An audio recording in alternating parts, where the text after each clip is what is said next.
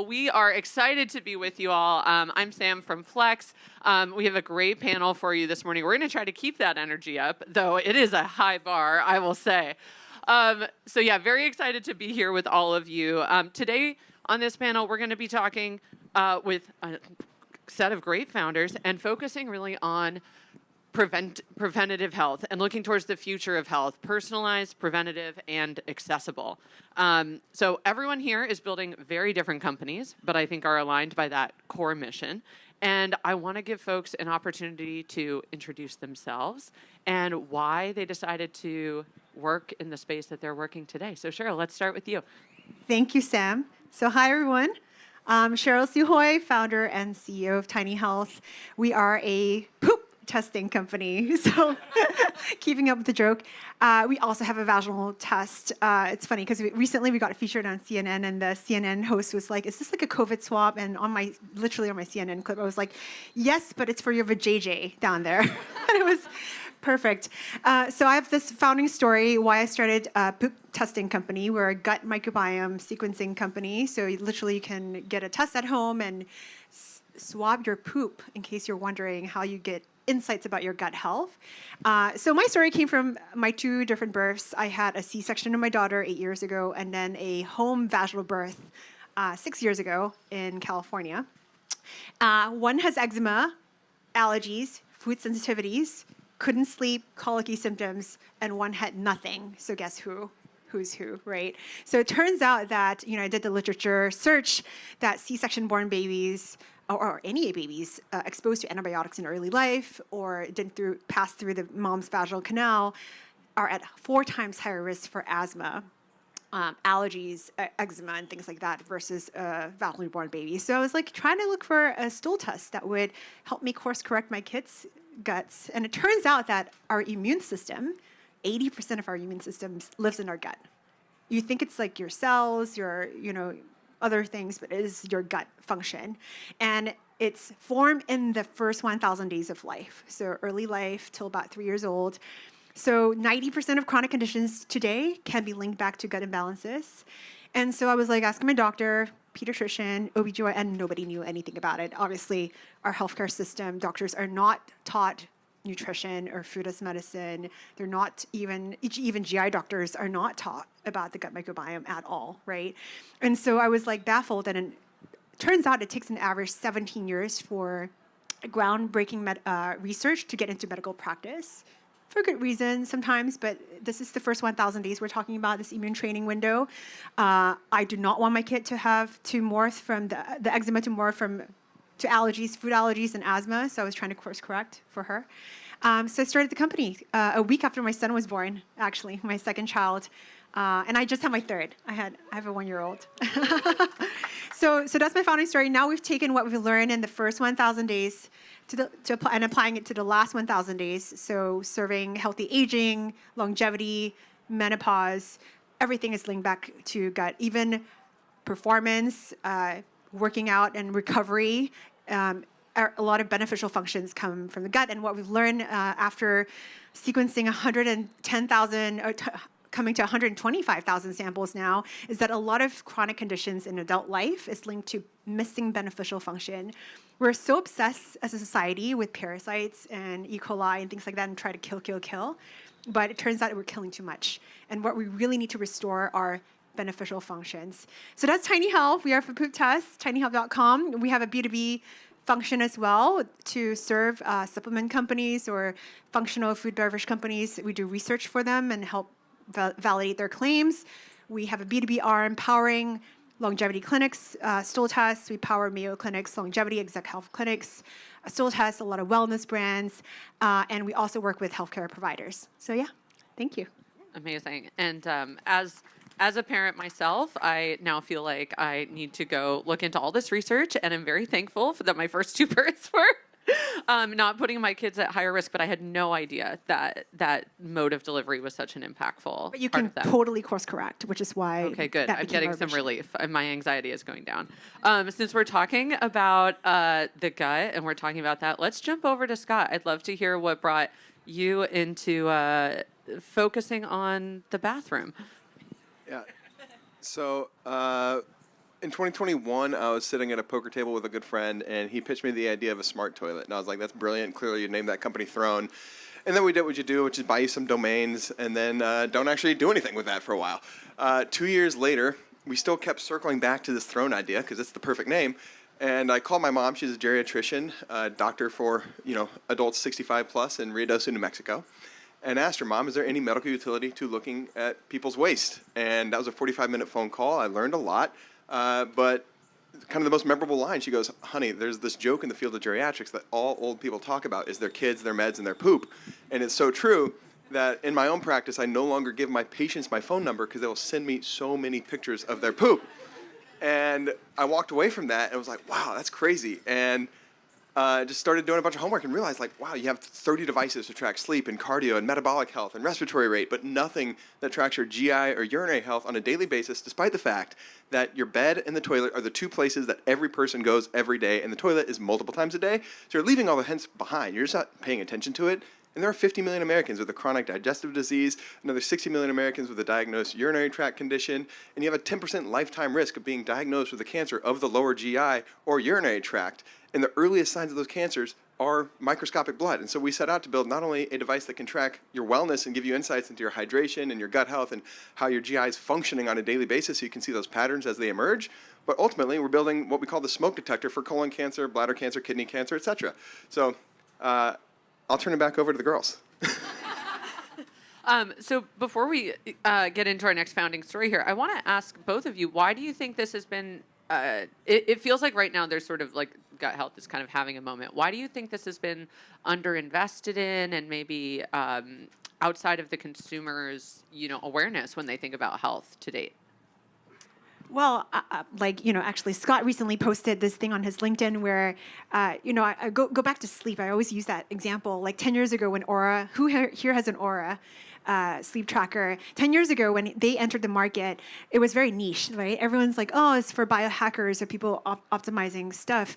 But now sleep is viewed as foundational. If you don't fix your sleep, fixing everything else doesn't matter, frankly. I actually think sleep is more important than gut health.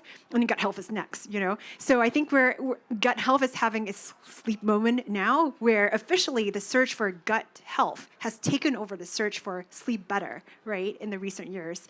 And I think it's like there's just a bunch of supplements out there marketing gut health, right? There's a lot of products, probiotics, but frankly, we don't think everyone needs probiotics. And then you should take a test, not guess, to see if you need it and what strains you need, because different strains have different functions. But I think like just awareness of products in general, like CPG products, is now creating awareness of the fact that you can test and get insights, but also GI issues, right? It's like one of the most colorectal cancer now is the the leading cancer death in people under 50.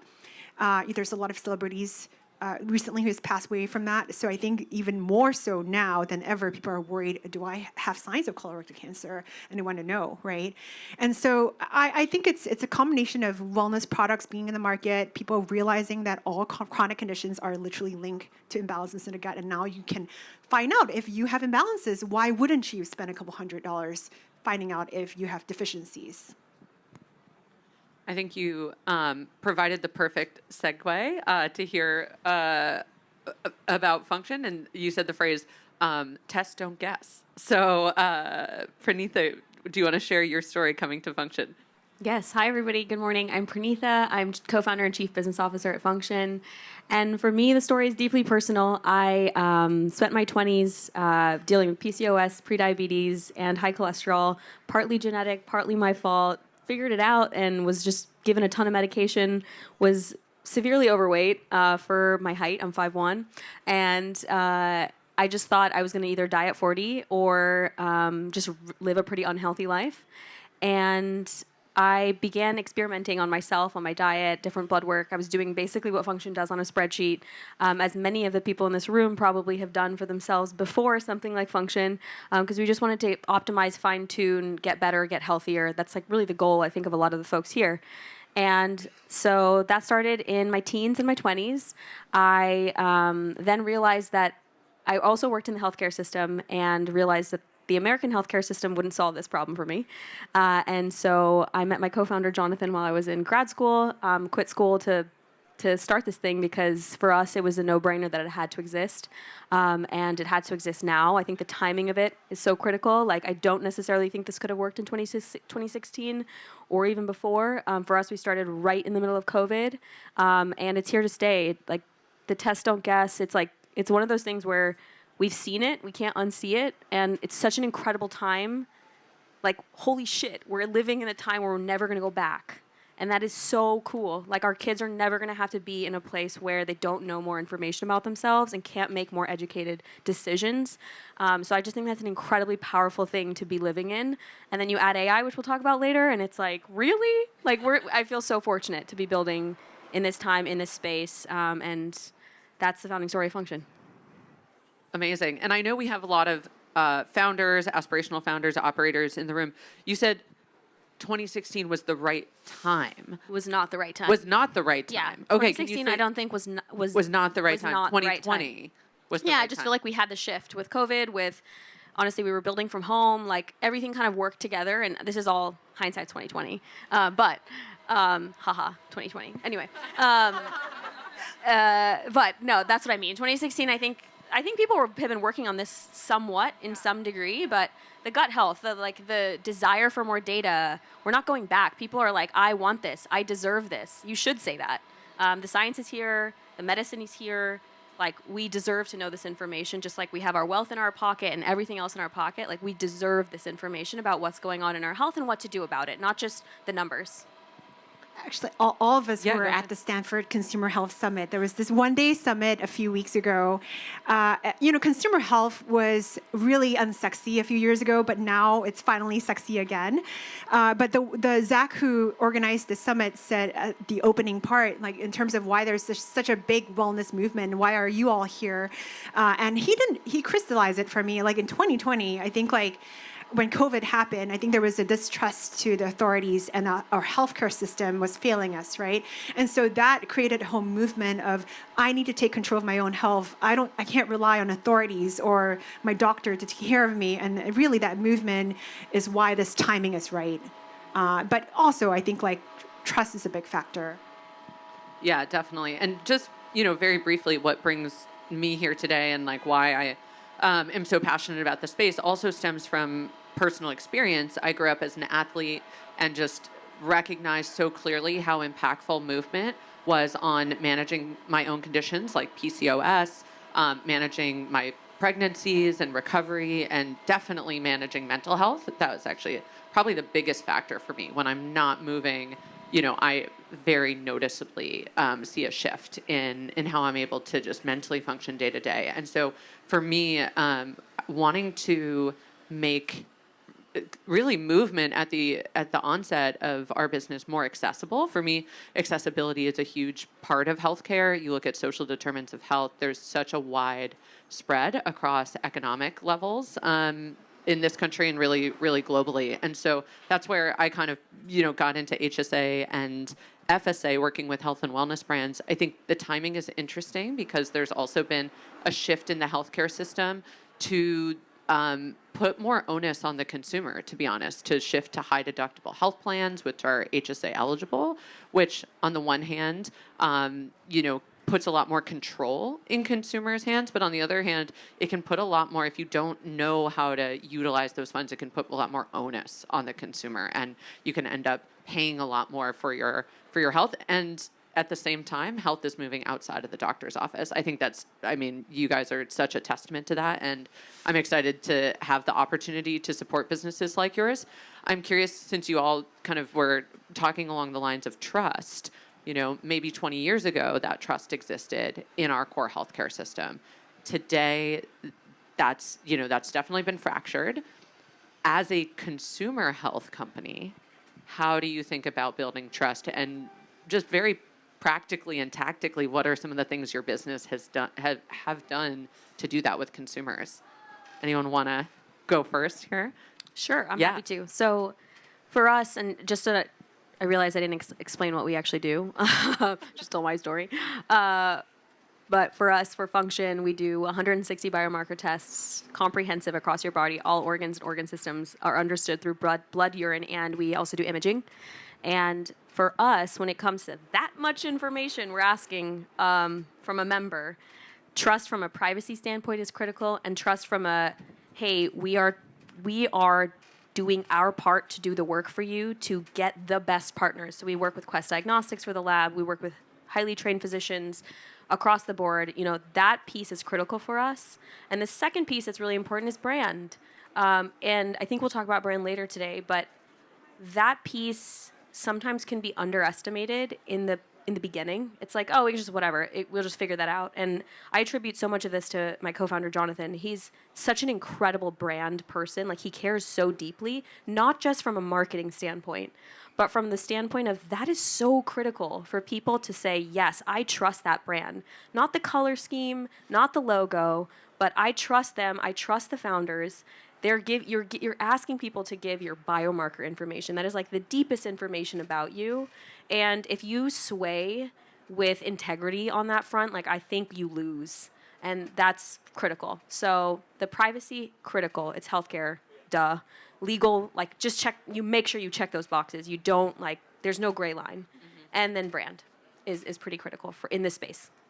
I'm going to push on brand because, just speaking for myself, that's probably the hardest thing to grasp, right? Like, okay, so when you say brand and you say that they have to trust us and the founders, what does that mean day to day? What kind of things are you doing at Function to build that? Yeah, I mean, we stay true to what our philosophical standpoint on how we will use this data. We don't necessarily always publish this information for everybody, but when we talk to our customers, when we make decisions inside, when we have conversations, when we object with each other, like, those are things that aren't necessarily shown to the customer, but I think they're reflected in customer conversations more than anything, and in conversations as we build the product and evolve the product, and transparency, and how, hey, you know what, this isn't that great. This part of the experience isn't that great. Like, I admit that. And you can say that to someone. And that's part of your brand, right? Like, every single member support agent, every single person talking about on a panel, not just the founders. It's like who you bring into your company to build the thing, I think is incredibly important. That's so interesting because I think I default to think brand very externally, but a lot of what you shared is how do you operate internally, and those two things are both important. Scott, you want to jump in? Yeah. From my perspective, I think one of the things Function did amazingly with brand is lead with Dr. Mark Hyman to establish themselves up front. People don't trust the U.S. healthcare system. They deeply trust doctors. And that's the number one thing we've seen with our product is people want to see physician stamp of approval before making a purchase decision. And by leading with, like, one of the, I would argue, the leading functional health voice in the country, they jumped into the world with, 2 million people's complete trust from day one. And, candidly, it's been yours to lose and you haven't. But I also think, we only brought on a chief medical officer later, Dr. Elisa Song, who's a functional medicine expert as well. I think the founder trust is also like when you tell your story about your mom earlier and your story and my story, like, people want to hear that the founder has motivation, internal motivation, right? And what that reflects on the brand, I think, is, for example, I onboarded the first 1,000 micro-influencers on Instagram to talk about Tiny Health. I don't pay them anything. I give them a Tiny Health test, have them do it on their family, and I personally consulted all of them because I cared, and then getting product feedback, right? And then if you write into hello@tinyhealth.com, till today, I can read all your messages. So I outsource it to my team. I still get access, but the first, 10,000 emails I was reading, I would catch things sooner than my team would, because I would scan problems and I would reach out to the customer. I would call them. I'm like, I care so much about your health and your baby and your gut health. And I think the trust comes from that, even though we were so small back then, like 4 years ago when we launched. And it's like, who's this person? Who's Cheryl calling me, But, from that 50, 100 core customers, 1,000. Now we have too many to handle. It's like it stems from that trust. So as a founder building from the early days, don't underestimate that. Like there's so much that you can do as a founder to do because you learn about your customers and then your product is so much better, it's so much more trustworthy. I think that's where brand speaks.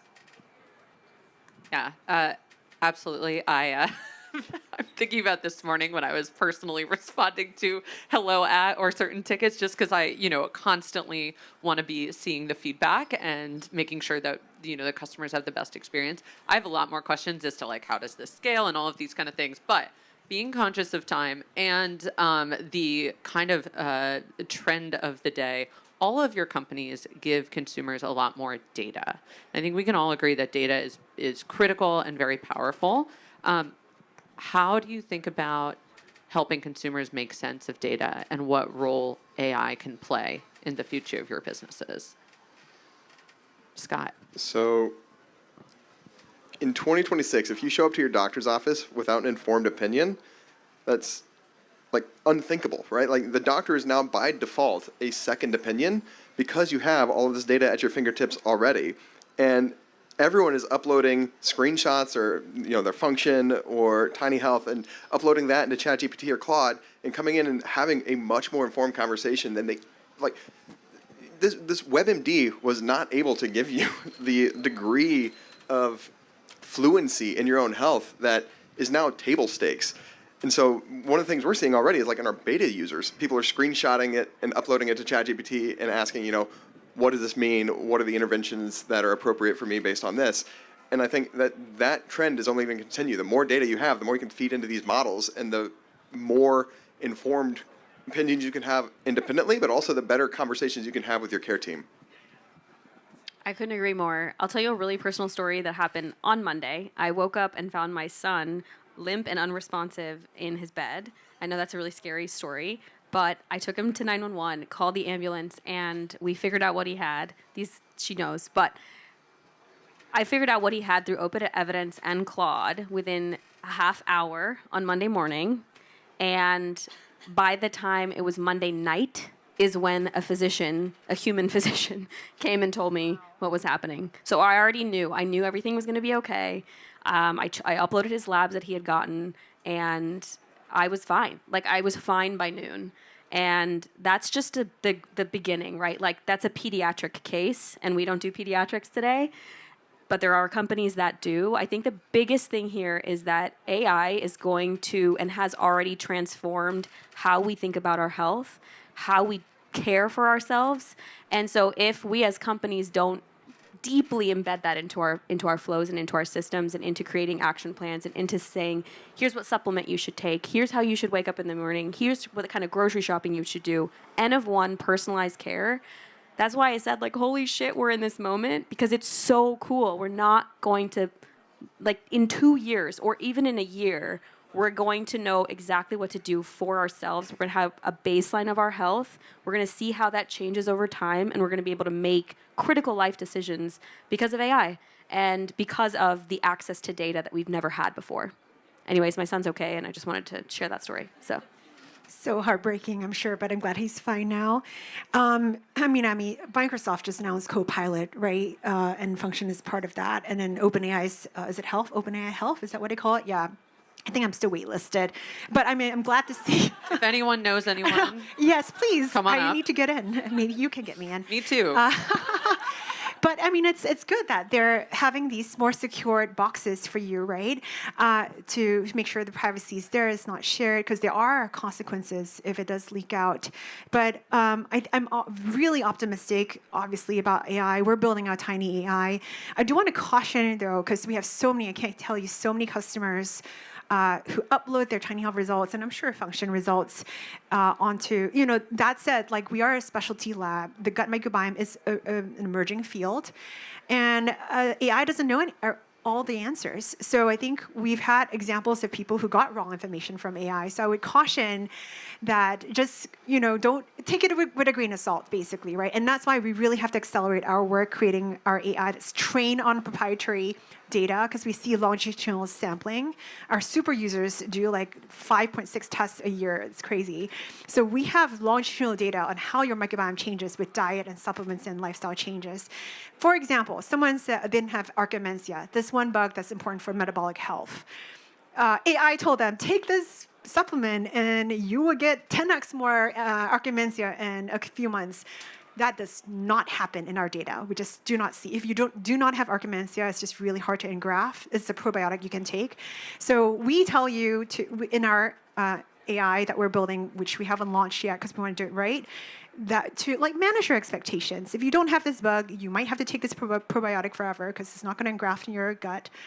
But we don't want to tell you that it would, So just take things with a grain of salt is what I'm trying to say here as an example of like how AI can be wrong. For the most part, I think like I've done all the condition assessment for my kids too, and like it's pretty accurate, but not for everything. Yeah, so I think I completely agree. This trend is continuing. I think it's going to be in all of the products that we use, but also recognizing consumers are doing their own research. And it's going to be really cool to see where and how far that gets them and how how our healthcare industry hopefully changes. To Scott's point, your doctor is now, actually both of you, the doctor was a second opinion, right? I use ChatGPT. Should I bring my son to the ER in the middle of the night? Like, are we there? Kind of gut check. So healthcare can now support consumer decisions as opposed to historically, I think it's been kind of the other way around, which is really, really cool. All right, I see that we are right at time. I've got very rapid fire. I've got like 2 questions for you guys. We're going to go right down the row. 1 sentence.